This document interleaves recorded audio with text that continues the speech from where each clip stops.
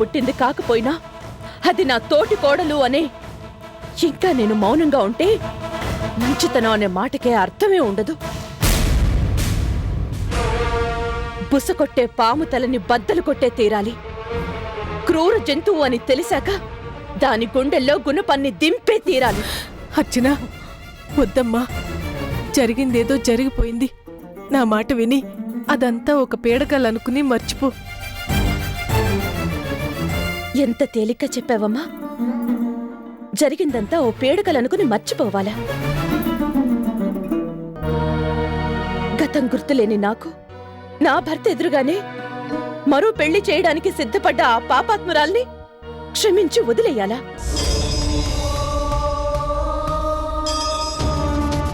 నా కుటుంబాన్ని సర్వనాశనం చేసింది చాలక చివరికి నన్నే కిరాతకంగా హత్య చేయించడానికి సిద్ధపడ్డ ఆ దుర్మార్గురాల్ని ఆ దేవుడే శిక్షిస్తాళ్లే అని వదిలిపెట్టేయాలా? లేదమ్మా. మృత్యువు అంచుల దాకా వెళ్లి తిరిగొచ్చిన నాకు అంత సహనం లేదు. దెబ్బకి దెబ్బ తీయడమే న్యాయం, కన్నుకి కన్ను పెరికేయడమే ధర్మం. శభాష్ వదినా, ఇన్నాళ్లకి నీలో ఓ కొత్త రూపాన్ని చూస్తున్నాను. మా బాగా చెప్పావు కల్పు. చెల్లెమ్మా, కొత్త రూపం కాదు, ఆదిశక్తి రూపం. ఇదే ఫోర్స్ నువ్వు మెయింటైన్ చేయి. సౌందర్య వాళ్ళమ్మ కంటికి కూడా కనిపించినంత దూరంగా సునామీ కొట్టుకుపోయినట్టు కొట్టుకుపోతారు. అన్నట్టు చెప్పడం మర్చిపోయాను, నేను జైలుకి వెళ్ళి బావగాని కలిసి వచ్చాను. నువ్వు తిరిగొచ్చావని తెలియగానే ఎంత సంబరపడిపోయారో తెలుసా? నిన్ను చూడాలని కలవరిస్తున్నారు. నువ్వు ఒక్కసారి కనపడితే ఇన్నాళ్ల బాధని క్షణాల్లో మర్చిపోతారు. అవును వదినా, వెంటనే బయలుదేరు. అమ్మా, నేను వెళ్ళొస్తాను. అమ్మా అర్చనా, నువ్వు జైలుకు వెళ్తావా? వద్దమ్మా, నన్ను ఆపొద్దు. ఆయన కోసం నేను జైలుకే కాదు, అవసరమైతే ఆ యమధర్మరాజు దగ్గరికైనా వెళ్తాను. అమ్మా అర్చనా, నేను చెప్పేది వినమ్మా. అమ్మా అర్చన, అర్చన నా మాట వినమ్మా. అర్చన, ఎక్కడికమ్మా? మీ అబ్బాయి గారిని చూసి రావడానికి. అలాగే వెళ్దువు గాని. మీరు తిరిగొచ్చేసరికి ఎంత టైం అవుతుందో ఏమో. వంట కూడా అయిపోయింది, భోంచేసి వెళ్ళండి. వద్దత్తయ్యా, ముందాయన్ని నా కళ్ళారా చూశాకే అవన్నీ. పదన్నయ్యా.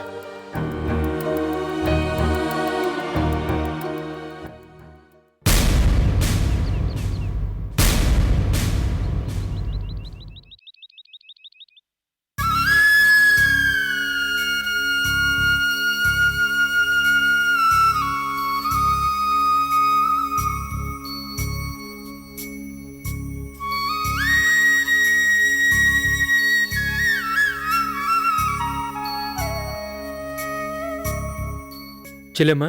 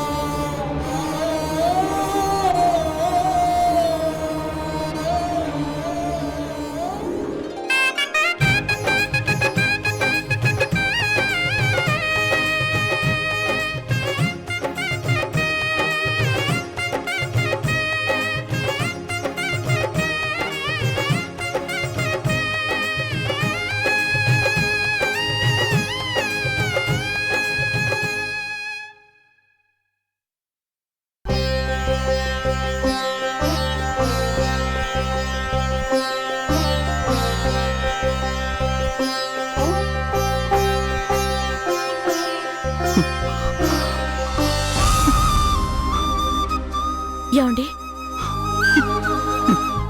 వచ్చావా అర్చన? ఈ రాక్షసుడు నీకు చేసిన అన్యాయాన్ని, నీ గుండెకు చేసిన గాయాల్ని అన్నింటినీ మర్చిపోయి నా కోసం వచ్చేసావా? ఏమండి, ఏంటండి ఆ మాటలు? నన్ను చెప్పుకొని అర్చన, నేను నీకు చేసిన ద్రోహానికి నా కన్నీళ్లతో నీ పాదాల్ని కడిగినా నా పాపాలకి నిష్కృతే లేదు. లేదు అర్చన. ఏమండి, ఏంటండి ఈ ఆవేశం? ఆవేశం కాదు అర్చన, బాధ. ఇన్నాళ్ళు నా గుండెల్లో గూడు కట్టుకున్న ఆవేదన. నువ్వు నన్ను క్షమించానని ఒక్క మాట చెప్తే గాని. నేను కాదండి, మీరే నన్ను క్షమించాలి. ఏ చేత్తోనే ఒకనాడు మిమ్మల్ని, అయ్యో, గతం గుర్తులేని స్థితిలో నువ్వు చేసింది తప్పెలా అవుతుంది? తప్పేనండి. తెలిసి చేసినా తెలియక చేసినా ముమ్మాటికి తప్పే. లేదర్చన, తప్పంటూ ఉంటే అది నాదే. పాపం చేసింది నేను. దేవతలాంటి నిన్ను అనుమానించి అవమానించింది నేను. ఈ చేత్తోనే అగ్నిసాక్షిగా నీ మెడలో కట్టిన తాళిని కూడా తెంచేసి అర్ధరాత్రి వేళ నిన్ను గడప దాటి వెళ్లిపోయేలా చేసిన దుర్మార్గుణ్ణి, రాక్షసుణ్ణి నేనే. నేనే.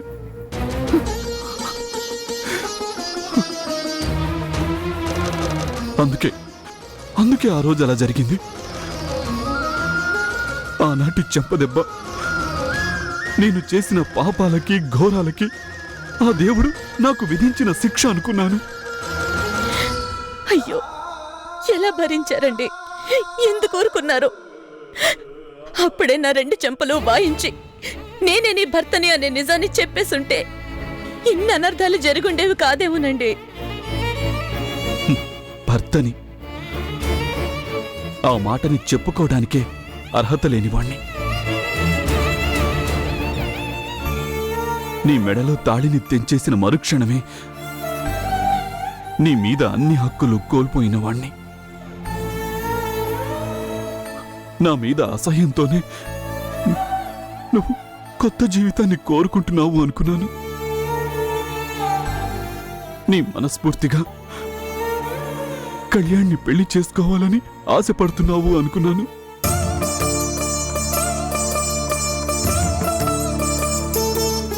అందుకే అర్చన, నువ్వు సుఖంగా సంతోషంగా ఉండాలని ఆ పెళ్లిని నా చేతుల మీదుగా జరిపించి మనసారా నిన్ను ఆశీర్వదించాలి అనుకున్నాను. అయ్యో, జరిగింది తలుచుకుంటేనే నా మనసు సిగ్గుతో చచ్చిపోతోందండి. మీ భార్య మీ సొత్తుని మరో మగాడు తన సొంతం చేసుకోబోతున్నాడని తెలిసి ఎలా సహించారండి? అర్చన, ఇంత జరిగాక కూడా నువ్వీ మాటను అంటున్నావు అంటే అది నీ గొప్పతనం.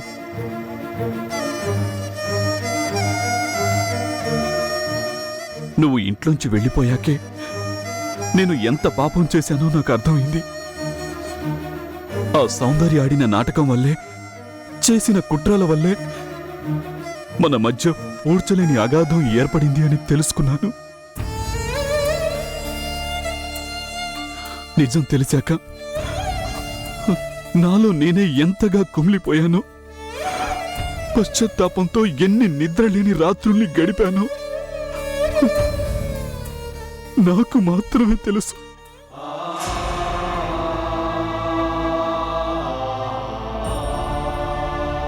ఏనాటికైనా నిన్ను కలుసుకోవాలని నా కన్నీళ్లతో నీ పాదాల్ని కడిగి నన్ను క్షమించు అర్చన అని బతిమాలుకోవాలని ఎంతగానో ఆశపడ్డాను.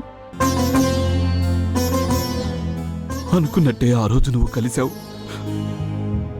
కానీ కళ్యాణ్కి కాబోయే భార్యగా నిన్ను చూశాక నిజాన్ని బయట పెట్టలేక, నాలోనే దాచుకోలేక ఎంతగా నలిగిపోయానో. మీ పెళ్లి ఏర్పాట్లు జరుగుతుంటే పైకి చెప్పుకోలేక నా నరాలు తెగిపోతున్నా ఎలా మౌనంగా భరించానో నాకు మాత్రమే తెలుసు.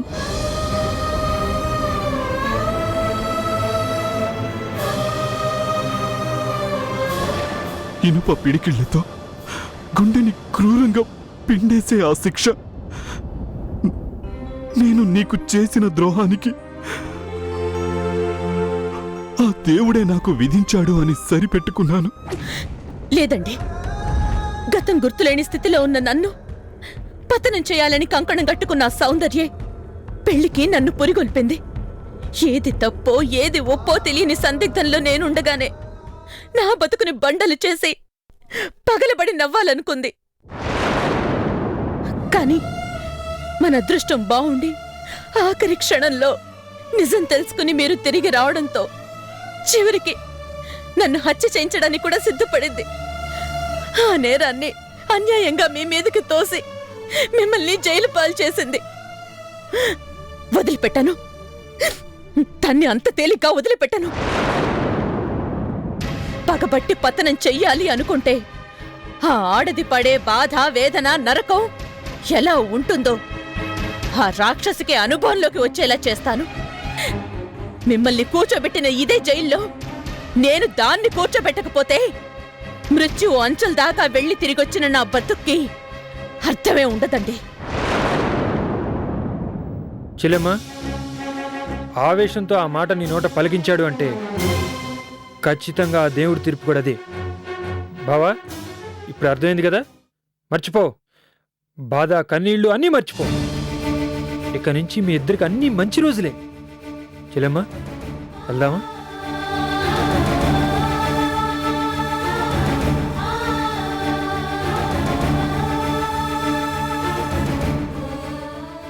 ఏమండి, అనవసరంగా మీరు మనసు పాడు చేసుకోకండి. నేను లాయర్ గారితో మాట్లాడతాను. మిమ్మల్ని నిర్దోషిగా నేను విడిపించుకుంటాను. మా బాగా చెప్పావు చెల్లెమ్మా. ఏం బావా, అంత హ్యాపీసా?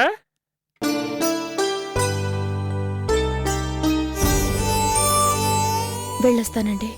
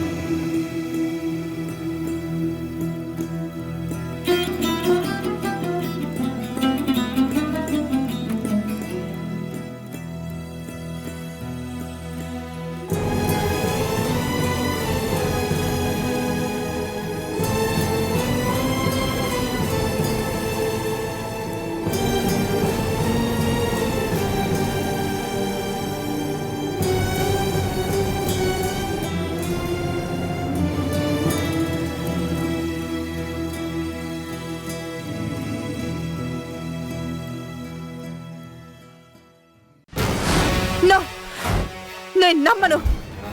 నువ్వు నమ్మినా నమ్మకపోయినా అర్చన తిరిగొచ్చింది అనేది అక్షరాల నిజం. ఆ ఇంట్లో వాళ్ళందరూ పండగ చేసుకుంటున్నారట. ఎలా సాధ్యం మమ్మీ? నా కళ్ళ ముందే అది లోయలో పడి చచ్చిపోయింది కదా, ఎలా బ్రతికొచ్చింది? అదే నాకు అర్థమై చావడం లేదు. No, something is wrong. ఎక్కడో ఏదో జరిగింది. జరిగింది. ఎక్కడో కాదు, అక్కడే. ఆ రోజు అది లోయలో పడి చచ్చింది అని నువ్వనుకున్నావు.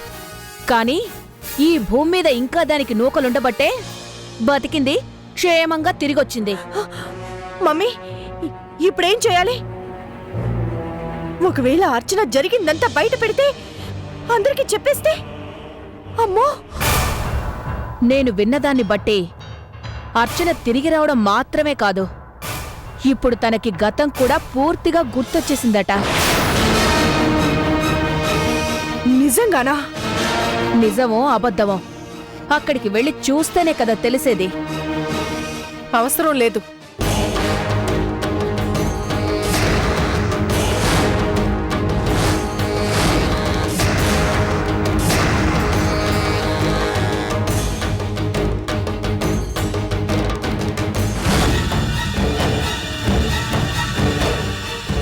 మీకంత శ్రమ అక్కర్లేదు. యు నువ్వు నేనే ఈ శుభవార్తను మీతో చెప్పి వెళ్దామని వచ్చాను. రాధమ్మా, అవునమ్మా, రాధమ్మనే. అర్చున్ని కన్న తల్లిగా ఇక మీదటైనా మీ తల్లి కూతుళ్ళు దాని జోలికి రాకండి అని బతిమాలుకుందామని వచ్చాను. చాలు, ఇన్నాళ్ళు మీరేమేం చేశారో, నా బిడ్డ ఎన్ని కష్టాలు అనుభవించిందో అన్నీ నాకు తెలుసు. సౌందర్య, జరిగిందేదో జరిగిపోయింది. అర్చన నీకు అక్క. ఆపో. ఏమన్నా? అర్చన నాకు అక్క? అంటే మీరిద్దరూ అదే తోడి కోడళ్ళు కదా అని. తోడి కోడళ్ళు అంటే అక్క చెల్లుళ్ళు లాంటి వాళ్లే కదా. కాదు, ఈ జన్మకే కాదు, ఏ జన్మకి అర్చన నా కాలు గోటికి కూడా సమానం కాదు. విన్నావు కదా, అది మా దృష్టిలో దానికున్న విలువ. ఏదో గాలికి కొట్టుకొచ్చినట్టు అది ఆ ఇంటి కోడలైనంత మాత్రాన నా కూతురికి అక్కయిపోతుందా? నక్కెక్కడా, నాగలోకవెక్కడా? పుట్టుకల సంగతి ఇప్పుడెందుకు గాని, దయచేసి నేను చెప్పేది వినండి. ఎన్నో రోజుల తర్వాత మృత్యు అంచుల దాకా వెళ్ళిన నా బిడ్డ ఆ దేవుడి దయ వల్ల క్షేమంగా తిరిగొచ్చింది. ఇప్పటికైనా మీరు దాని మానాన్ని దాన్ని బతుకునివ్వండి.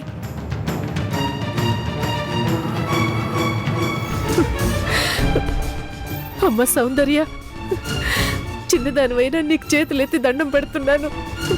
నీ కాళ్ళు పట్టుకోమన్నా సంతోషంగా పట్టుకుంటాను. కానీ అర్చన జోలికి మాత్రం రాకమ్మా. ఏంటి, డైరెక్ట్ గా నాతో యుద్ధం చేసే దమ్ము లేక ఇలా సెంటిమెంటల్ డ్రామా ఆడటానికి నిన్ను పంపించిందా నీ కూతురు? అలా అనుకోవడం వల్ల నీకు సంతోషం కలుగుతుంది అనుకుంటే అలాగే అనుకో అమ్మా. కానీ తల్లిని కాకపోయినా చిన్నప్పటి నుంచి నిన్ను ఈ చేతుల మీదుగా ఎత్తుకుని పెంచిన దాన్ని కన్నీళ్లతో వేడుకుంటున్నాను. ఈ ఒక్కసారికి నా మాట వినమ్మా. హబ్బబ్బబ్బా, ఏంటి నీ గోల? అసలేం కావాలి నీకు? ఏ తల్లికైనా ఏం కావాలమ్మా? బిడ్డలు క్షేమంగా ఉండడమేగా. ఇప్పుడు అర్థమైంది. చావు తప్పి కన్ను లొట్టపోయినట్టు ఇంటికి తిరిగొచ్చాక ఇన్నాళ్లకు అర్థమైందన్నమాట అర్చనకి. నా కూతురుతో వైరం, మృత్యువుతో చెలగాటం అని. అందుకే సంధికి తను రాలేక కన్నీటి రాయభారానికి నిన్ను పంపించింది. ఇదిగో రాధమ్మా, ఒక్క మాట గుర్తుంచుకో. నా కూతురు పగబట్టింది అంటే అంతు చూసేదాకా వదలదు. సంగీత, ఇలా రెచ్చగొట్టే సౌందర్య బతుకుని ఈ స్థితికి తీసుకొచ్చావు. కట్టుకున్నవాడికి దూరమై ఒంటరిగా మోడుగా పుట్టింట్లో పడుండే గతి పట్టించావు. రాధమ్మా, పోనీలేమ్మా, ఆవేశంలోనైనా రాధా అనుకుండా రాధమ్మా అన్నావు. చాలమ్మా, నాకంతే చాలు.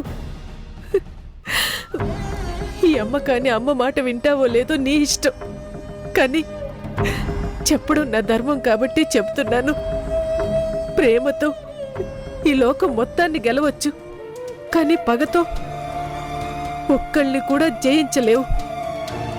ఇప్పటికైనా కళ్ళు తెరువు. అర్చన బతుకు నాశనం చేయాలన్న పంతంతో నీ బతుకు నువ్వే నాశనం చేసుకోకు. ఇంకా నువ్వు మారకపోతే ఆ దేవుడు కూడా నిన్ను క్షమించడు.